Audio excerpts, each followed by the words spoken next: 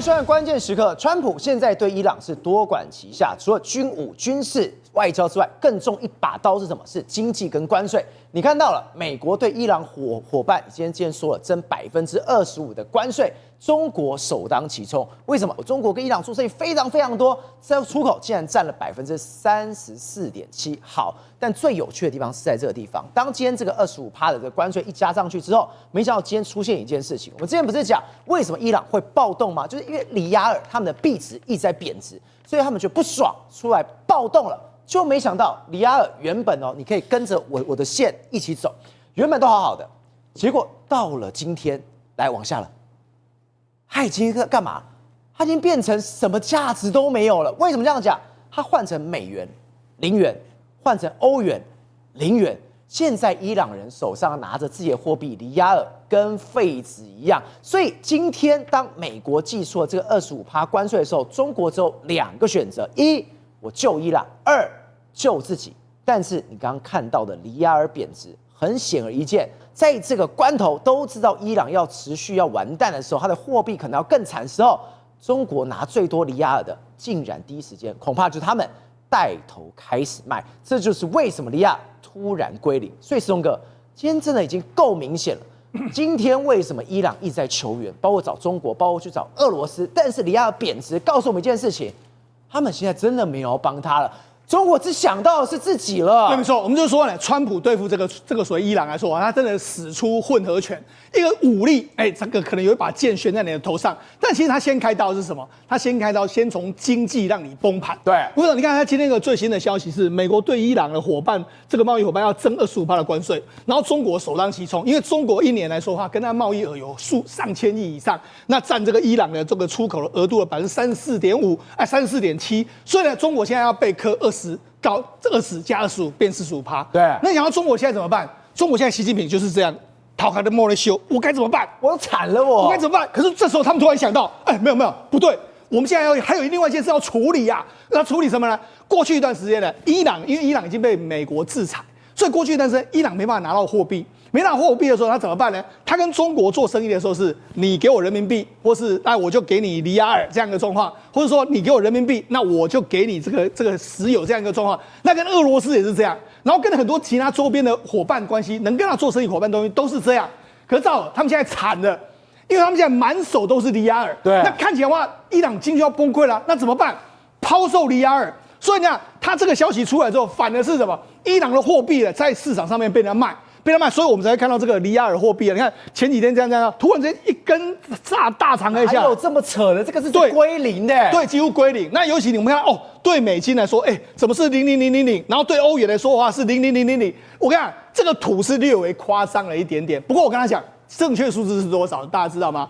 现在呢，一里亚尔换多少美金呢？0.006，所以几乎你要说是0也可以啦，它几乎就是0了啦。对，那你看1年前的时候呢，它还可以1美金换1万，现在是1美金换148万，但是你没有办法换到，因为没有人要里亚尔，所以我才说为什么它会是0，就是因为现在外面的人没有人要里亚尔，对，所以跟0是差不多。现在只有谁？只有伊朗民众自己家里面还有里亚尔在换，可是问题是伊朗人去买东西也是一口拉股，他们现在怎么烧了？我不要了。好，所以现在对谁来说最惨？你过去一段时间跟伊朗关系最密切的国家，你首当其冲。你看，你这个习近平，你现在要被科45%关税，然后你满手里亚尔现在卖不掉。另外一个，你过去跟伊朗签了25年的战略合作伙伴关系，你投资了那么多钱在伊朗，现在看起来都归零。所以来说，对习近平来讲的话，他现在该救是不救。正好这个就有点像是说的，他现在股票一直跌到他到底该不该停损，还是说我要进去救？目前看起来的话，习近平可能会选择停损这条路，就我连救都不要救了。我们看到什么？里亚尔真的是，我们从第一天谈伊朗这个局势一路这样烧，就没想到刚刚变0，然后结果你看到这个画面，超夸张了！你买60公斤的阿拉伯咖啡豆，你要拿着11公斤的钞票。对，没错。我跟他讲，这个实在有个夸张的。你看这个60公斤的阿拉比卡豆来说话，对，12新台币大概多少？大概是15000到16000啦。对，15000到16000台币台币来说，我们大概是要一小碟就可以了。对。但是你看，他要拿什么？他是拿麻布袋，他是拿了11公斤，11公斤是多少？而且他是万元大钞。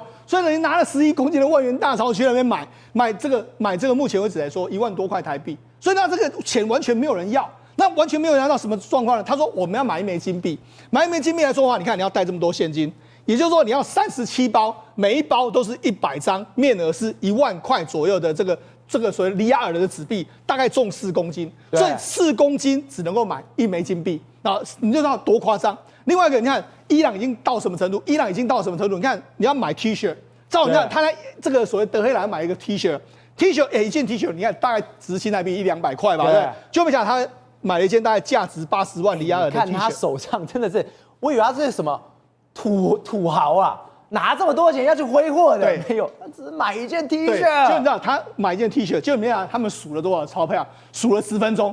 就是他一直数了10分钟啊，然后就说这个太夸张，他说这些钱比衣服还要重，对，他重好几倍了，搞不好比他的身体都还要重了哈。那事实上目前为止来说，我就讲一张100块的美金的钞票，既然要花1.3亿里亚尔，你就知道说100块等于1.3亿，这是在他们里面才有人要会换哦。我讲现在大家都不要了，他们现在的通膨非常严重，你知道他们1年来的通膨来说的话，大概暴增了84%，84%什么意思呢？也就是说，我去年年初的时候，我吃一碗面是20块，结果到年底的时候，我吃一碗面已经涨到了这个36块。那这个完全，而且我的货币还在贬值，所以我就说，为什么伊朗民众会上街头？换成是你会不会受不了？一定受不了啊！翻脸啊！好，所以现在伊朗就说，伊朗不是没有解决的方案哦。他说这样啊，我们现在怎么办呢？我跟他讲，我们伊朗货币这个有很多个零，对不对？他说我们这样子啦，我们先把4个零去除掉。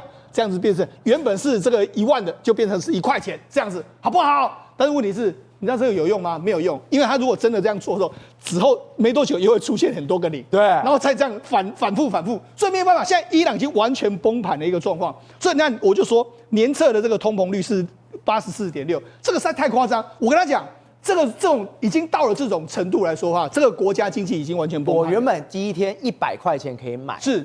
面包是隔天变成300块钱一个面包，再过后天变成3000块钱一个面包，谁受得了？我哪来的钱啊？所以他说，目前为止来说，整个伊朗的经济为什么他们现在上街头？为什么民众会上街头？赵尔，我不上街头不行啊，我也没有钱可以拿啊，对不对？我拿了钱之后，也没有人要跟我做生意啊。因为为什么？因为我现在有东西的人是最珍贵的，对，我干嘛跟你做生意？那他们民众怎么办？没事情做啊，那我去工作，我工作领了这些钱有什么用？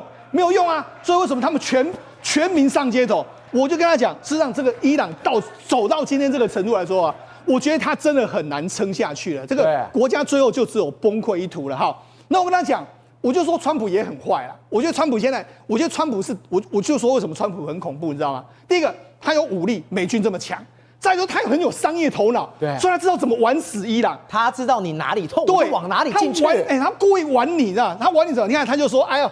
我们对这个伊朗有往来的贸易国家增加25%的关税。你看，我们跟他讲哪些国家被打到？你看很故意啊。第一个跟他往来最多的 China 第一名，土耳其也中招，然后很多国家其他都中招，对不对？都中招。这些大部分来说的话，我跟他讲，这些大部分来说，简单来说，都是就是中国，可能是美国的敌人。就这样，你看什么巴基斯坦啊、亚美尼亚啦，然后什么一大堆这个，还有俄罗斯啊，对，这些就是邪恶轴心就聚在一起，邪恶嘛。好，那我现在就假装趁着说我要克伊朗关税，我要这个打击伊朗的时候，对你们都克25%，那这些国家是不是都倒霉，都被克了25%关税？那他们会怎么做？所以他们可能会切断跟伊朗的交易嘛，跟往来嘛。那这样是伊朗是更惨，对，伊朗都没有人要跟他往来嘛，所以我才说这就是很糟啊，很糟。那下去的时候就等于是让打死你的一个状况。好，所以我就讲，那这个中国现在能怎么做？中国撑是不撑？中国现在完全不敢撑，你看这个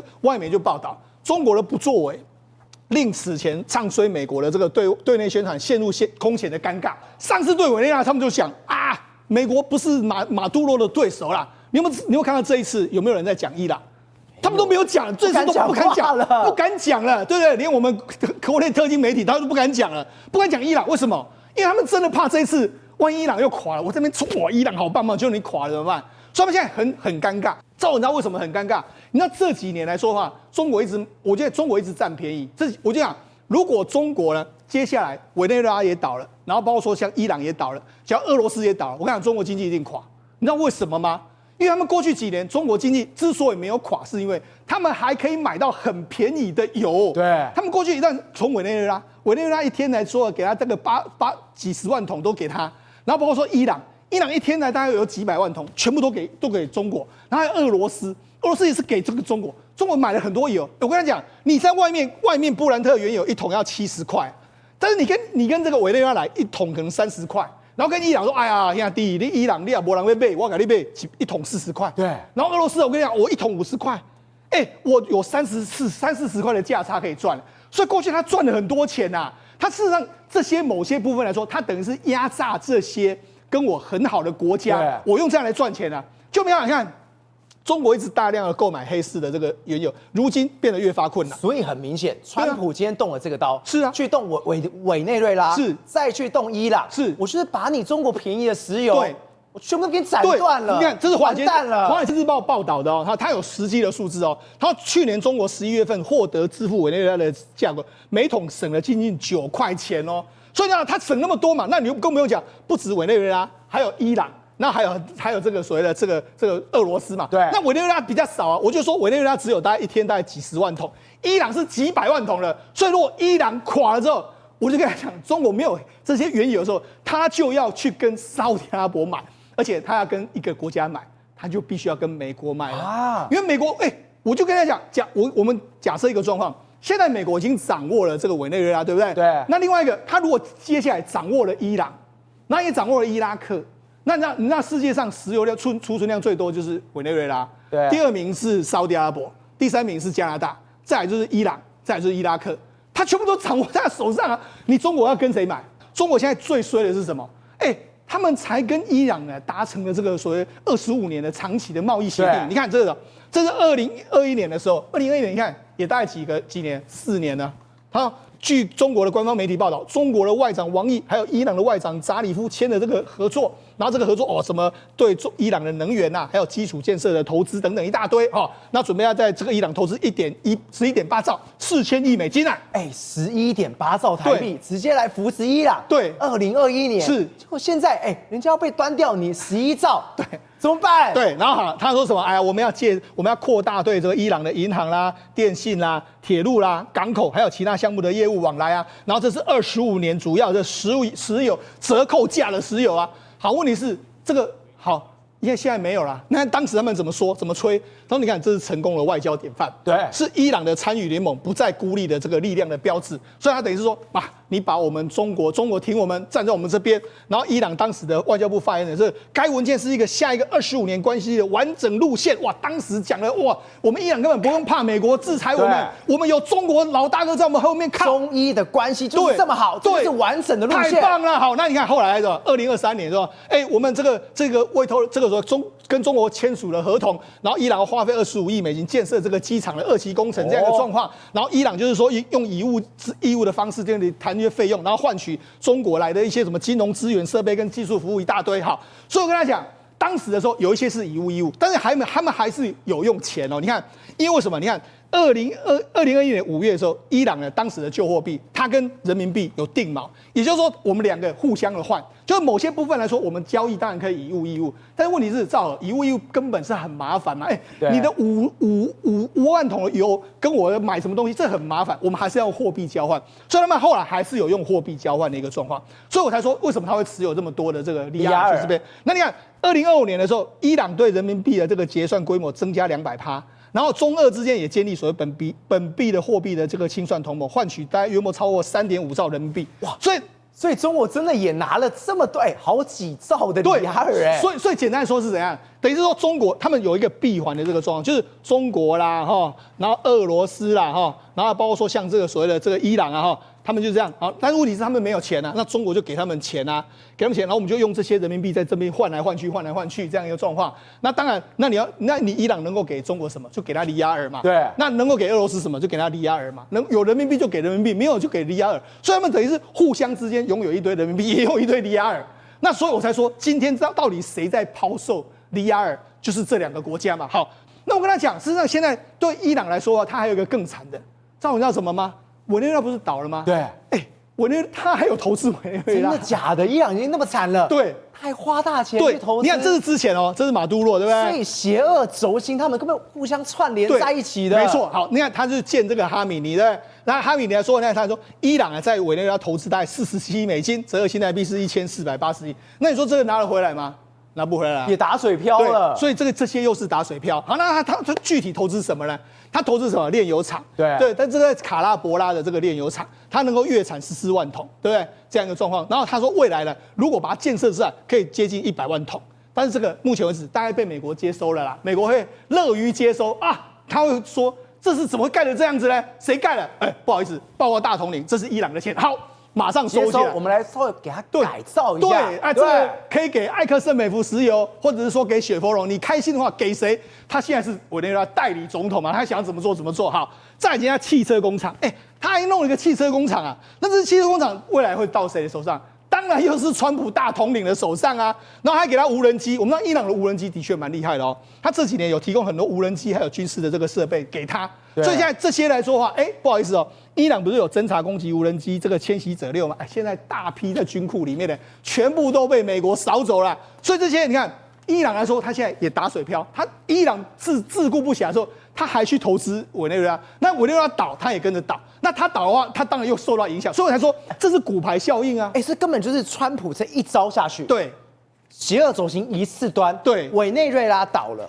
这个伊朗也要倒，对，没错。委内瑞拉跟伊朗倒，等于什么？中国也要倒，你没有石油，你的经济、你的投资全部都没了。对，所以我才说嘛，这个倒的顺序会是什么呢？委内瑞拉大概是会第一个倒，对，已经倒了嘛，对。紧接下来的话就是伊朗，再来是俄罗斯，对，再来最后是中国，他们就是一个骨牌嘛，一个骨牌这样子倒到最后嘛。所以你看，委内瑞拉已经倒了，伊朗现在垮台边缘。所以你看，所以我才说，为什么何美女会发这个哈米尼会发这个文章？他用俄罗斯文发的哦。你看，美国现在对伊朗的这个态度严重失真，对，我们的敌人对伊朗一无所知。这个美国人过去误判而遭受失败，今天他们因为自己的误判而遭受失败。他现在要阻止什么呢？我跟你讲，骨牌效应的第一章是委内瑞拉，对，下一章是伊朗，下一章是俄罗斯。你今天没有帮我的话，对，你是下一章。但是如果俄罗斯垮的话，你中国也完蛋。所以来说，他为什么会这样子发这个文章？我觉得问题在这边。那你看前几年的时候，这个哈米尼有去见这个普丁嘛？对，他说：“哎呀，我们就形成这个反美的这个联盟啊。”对，好。那我跟你讲，中国是不闻不问，中国是已读不回。那俄罗斯呢？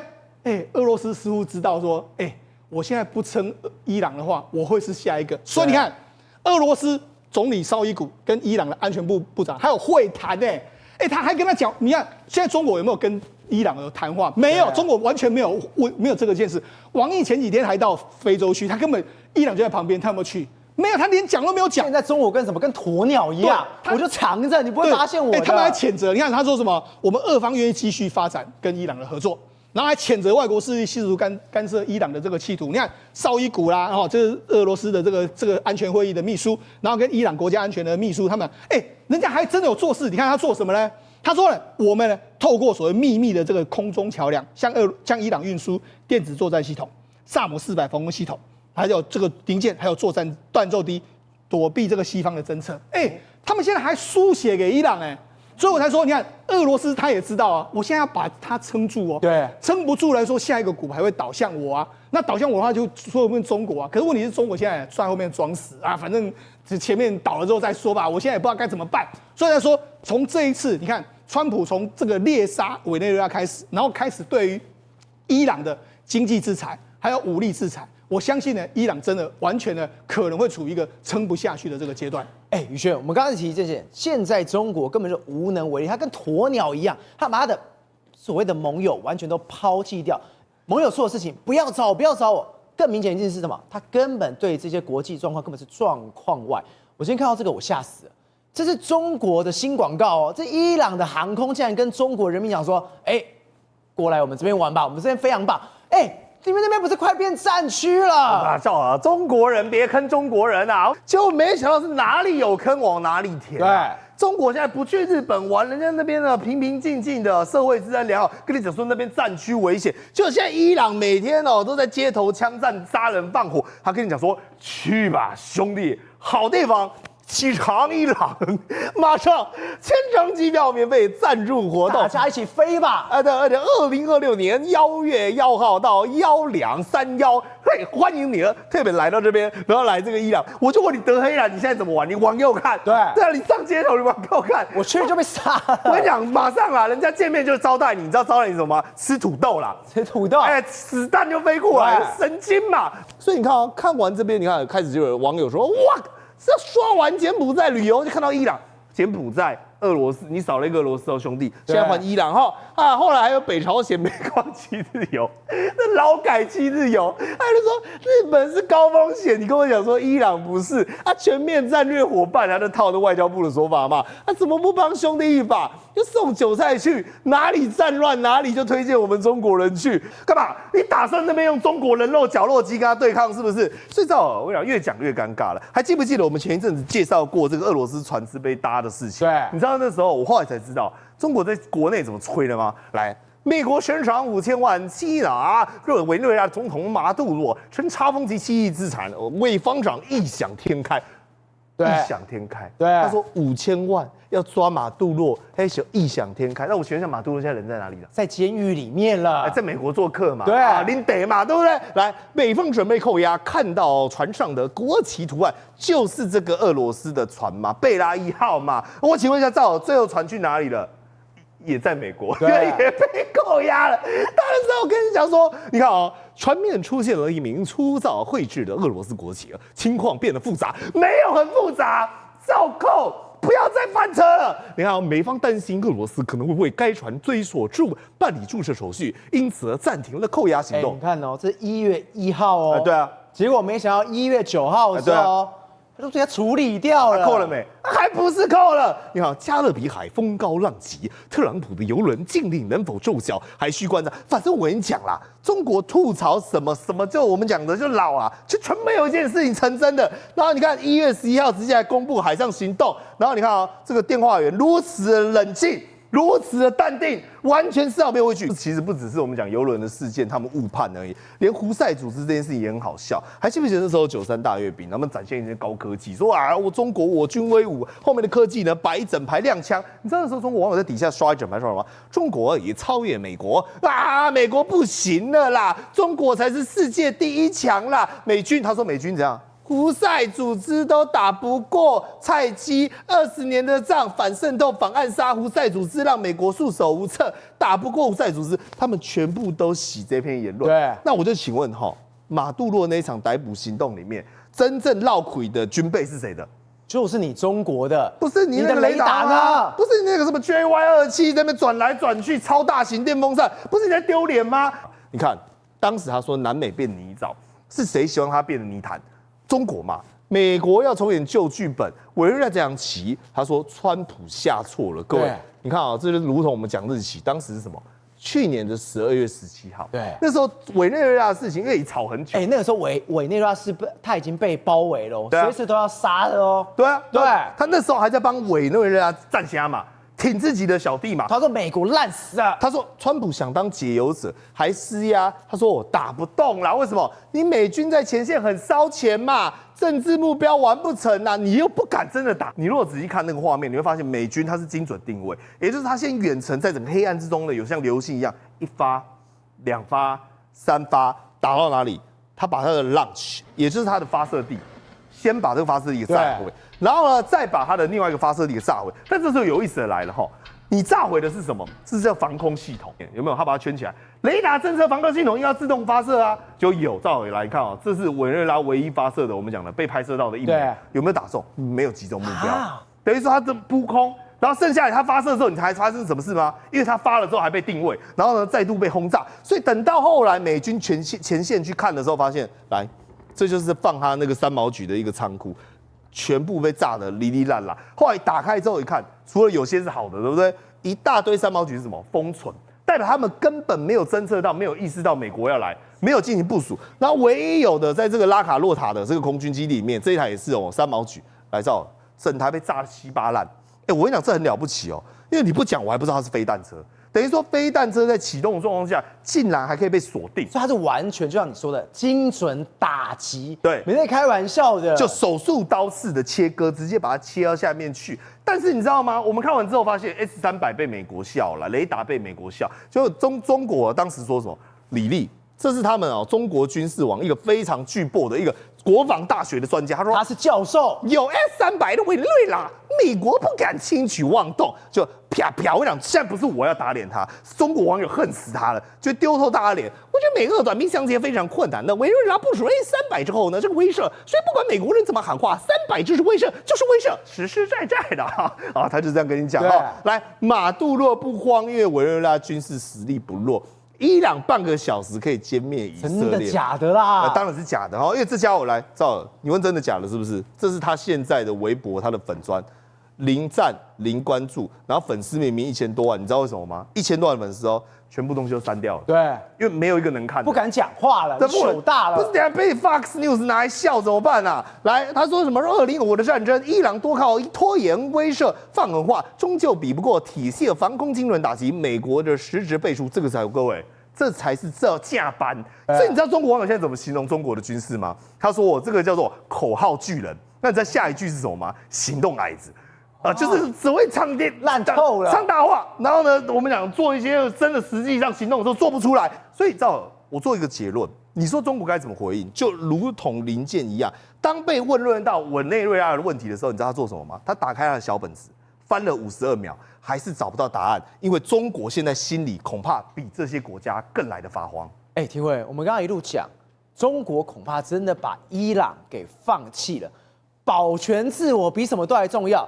这一段出去，中国一定会说抗议抗议，怎么可以这样讲？为什么？新华社这边已经报道，他说没有啊，我们还是很关心伊朗啊。你看中方希望伊朗政府跟人民能够克服当前困难，保持国家稳定。中方一贯反对干涉别国内政，有讲跟没讲一样。你知道啊，本来大家都认为说，你中国这一次来讲，有没有出手要帮忙，对不对？结果没有，你讲废话，你还讲什么？他说希望伊朗政府和人民能够克服当前困难。什么叫克服当前困难？就你的事情啦，关我什么事啊，大哥？对啊，问题是他毛宁如果这样讲的话，那就代表说林健他就会沉默，或者是不讲话，或讲的东西就代表说整个中国的立场来讲的话，就是说现在出事了嘛，对，出事了我就不管了，不关我的事了。那其实他们很多网友也好，或像牛弹琴来讲的话，他都看得非常清楚。他其实牛弹琴有提到一件事情他说本来以为说川普直接手术刀式的这样子打下去就算了，对不对？结果没有，反而川普在用这种方式来凌迟全世界啊。那怎么说呢？他提到，刚刚提到的是所谓每个跟伊朗有关系的国家呢，关税增加25%，对不对？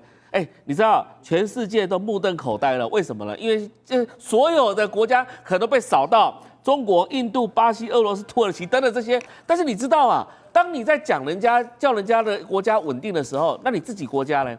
你有没有帮上忙？过往的这些日子你在做什么？对，你中国在帮忙伊朗什么东西？完全没有嘛。然后现在也被发现到说，因为英国的这个国会议员有出来爆料一件事情说现在已经发现到说大量黄金可能就是透过俄罗斯所过来的所谓的伊尔的这个运输机呢，把它运到莫斯科去了啊。那为什么呢？因为通常来讲一个政权要垮台之前呢，通常他的黄金都会跑出去，对，都跑到俄罗斯去。像上一次这个阿萨德政府叙利亚阿萨德政府要垮台之前呢，其实早就已经来去将现金啊、欧元啊、美金啊，还有这个黄金啊，将近有2.5亿美元的，都先运到莫斯科去，全都搬走了，都先搬走。那黄金储备，伊朗目前来讲的话，有300到400吨左右。对，那目前这个哈梅尼这个政权来讲的话，听说预估它窝藏在伊朗还有境外的所有的相关的这个所谓的财富啦，大概将近有900亿美元左右。那如果有900亿美元左右的话，那他当然一个逍遥法外。我到俄罗斯去，那这个伊朗丢下来关我什么事？但是为什么呢？会引起这个民众的这个反感？其实就是因为什么？其实他们这个神学政权呢，他们本身来讲是有双标的。什么叫双标？你看到这一位是谁？这位是这个哈米尼的旁边最高级的顾问，叫沙姆哈尼。对，沙姆哈尼的女儿当初在结婚的时候，在2025年10月结婚的时候，竟然在德黑兰的高级饭店当中可以穿这种所谓的暴露装，你知道吗？今天为什么你一般的伊朗的女性，为什么你不能穿这种服装呢？对，为什么全部头巾要包得紧紧的？那你自己的女儿在嫁人的时候，竟然在婚礼上面你可以穿这样子，为什么不是包得紧紧的？对，所以就让人家觉得说，那你是不是这个政府跟这个民众之间的话已经脱钩了？你自己来讲的话，你就是权贵分子。你权贵分子的话，你就是只准州官放火，不能百姓点灯。在这种情况之下，当然要把你这个政权推翻掉吗？那现在其实伊朗也在做一些大内宣跟大外宣了。你看到一些假造的照片都出现了，比如说，他们说认为各个城市都有在所谓的这个暴动嘛，对不对？对，他们也要有挺政府的人走出来。所以挺政府的人走出来的时候，你看那个记者在那边报道的时候，结果后面来讲的话，你看得到下面到底哪些人吗？有的人是说合成的，有的人是说 AI 制造而成的，所以到底是不是有真实的状况来挺政府呢？那如果是这样的话，其实说真的，伊朗境内很好判断，这个挺政府的跟抗议政府的早就打起来了，怎么可能会有这么和平的方式在这里拉着这个伊朗的国旗，然后在那边看这个所谓的游行呢？所以简单说，现在伊朗政府已经不知道怎么办了，也没有人救他。那他现在来讲的话，可能等着川普下一步动作，看川普怎么做。但是我们认为啦，其实哈米尼有可能因为80几岁了嘛，他也不可能像说被马杜罗这样抓起来，马杜罗抓起来之后直接送到纽约去审理嘛。80几岁了，你如果川普抓起来的话，还要怎样？两个人都80几岁老头，然后在那边好来好去吗？对，也不是嘛，你还要帮他弄一个长照的一个地方安养中心，所以也很有可能以色列可能长期在伊朗境内暗杀很多人所以有可能因为这个哈米尼会走上被暗杀的一个路途。魏正，现在真的一路尴尬了。川普会的，习近平不会，他只会躲。但是习近平会的，打贪肃贪，川普可会的，他竟然打到谁身上？鲍尔身上，他竟然把等于是我们常讲打大老虎，他真的是打了一只大老虎，就鲍尔了。哎呀，我跟你讲事实上他这个不是叫打贪，他在打什么？打你不听我的话，打不听话。他主要是打不听我的话。就是有一次，川普故意去就这里，就川普去视察这个鲍尔他们的一个飞的大楼的全新的案子，然后他们开始视察那个工程进度。结果呢，那个川普就说哎呀，这个预算怎么逼了25亿美元这也太多了，是不是有弊案在里面啊？就当场鲍尔给他叼回去。鲍尔说什么？鲍尔说没有，这个25亿美元是好几年的，不是只有今年度。所以你知道吗？那川普就不爽啊！这个画面是什么画面？当年2017年的时候，2016、17年的时候，是川普第一任当总统的时候提名鲍尔的，当时多爱他而且他还说什么？哎呀，我非常有这个荣幸来提名这个鲍尔当我们的 Fed 的这个主席啊。结果去年还一直叫鲍尔降息，Fed 降息，就那个鲍尔不理他之后，川普马上避名，说什么我都不知道到底这个人到底怎么被提名的，问你啊，是你提名的，你知道吗？你刚刚提到打贪是怎么一回事？原来就是旁边那个女生也就是这一个是 DC 的联邦的检察官皮罗。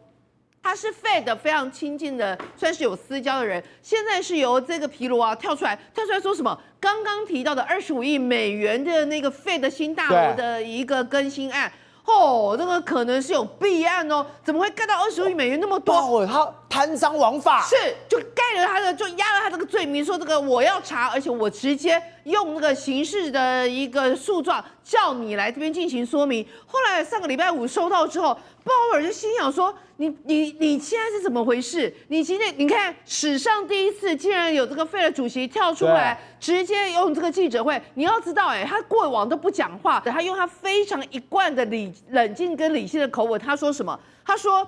我上个礼拜5我收到了这个刑事的这个传唤状他们告诉我说我有贪赃枉法之事但事实上我之所以会收到这个状，最主要原因就是政府为了施压降息所找的借口，事实上就是他的行政力来干预我们 Fed 的一个这个货币的还有利率的政策。然后他说，我们 Fed 从以前到现在都是独立的一个机关，我们所有关于利率的政策都是 based on 这个 evidence， 就是所有的证据跟事实。我们不会为了讨好政客、讨好哪些政治人物而进行利率的调动。这玩硬起来了，硬起来我换了，他这个谈话你知道吗？他甚至重申自己，我从来不畏惧政治力，也不循私人交情啊。那这句话讲，你知道他本来今年5月15号就已经要退下来，那你川普也莫名其妙，他要退就要退了，那你这个时间搞他干嘛？你知道为什么他这时间搞他吗？因为他退下来之后，他可以当一个理事，当理事他就继续会影响到这样子的一个利率的决策跟方向，这就是为什么川普非得要他走的原因。第二个，他也可能借此来告诫未来的新的 Fed 主席。你要不要听我话？当然要听，不听我就要被处理了。是他其实，所以就为什么我跟你讲哦，刚刚那个这鲍尔这个谈话一出来之后，3届的那个联准会的前主席啊，包括耶伦啊，包括格林斯潘都跳出来说，我们支持鲍尔。哇，不是只有那个前联准会主席支持鲍尔，现在包括民营股的，就是那些投资客，年轻的投资客，突然之间力挺鲍尔，而且他称他什么鲍尔老爹 ，Daddy， 挺他的，是挺他。你看那么多迷，有没有看到？这是什么肌肉男啊？硬起来，有没有？这硬起来就帮他做一大堆梗图来对抗川普啊！心想说你川普很会做这个呗，我告诉你，我们全部都是鲍尔护卫军，你搞鲍尔，我们就搞你。你看这么多的照片，那为什么会有一支想不到的一个队伍，也就民营股的散户大军会站在鲍尔的后面？你看这个还把它制作成影片，有没有？万人推崇，鲍尔还会跳舞的那种 AI 影片，对，就代表什么意思？就是我们大家都支持鲍尔，对，哇，很嗨，很那个年轻化。那为什么？甚至那个《华尔街日报》直接说，他说他们甚至有散户说鲍尔是我们美国的英雄，我们配不上他。好，那现在来了，为什么？你看大家撒钱，为什么鲍尔会这么获得年轻族群的推崇？因为第一件事情，当那 COVID 的时候，他为了救市，他是真的是完全没有犹豫，哇！这个合成的太像了，肌肉男，他完全没有犹豫，就是你看就这样子的货币宽松政策不断的注资，然后让整个交易成本变低，所以很多的那个股市的小白族群都是在那个时间点进入到股市，结果现在后来因为货币太过宽松了，你川普呢现在一直为了你自己的一些相关的原因，然后一直要 Fed 那个降低所谓的利率，但现在通膨太高啊。通膨那么高的情况之下，我利率如果不升高，会导致更恶化的一个物价的飙涨。这也是为什么鲍尔即使面临到川普的压力，仍然坚持不降利率的主义。宏观取材，厘清真相，犀利精准，深入剖析，时刻掌握关键，新闻时事不漏接。老时段，新气象，我是钟浩和，关键时刻2.0，全新出击。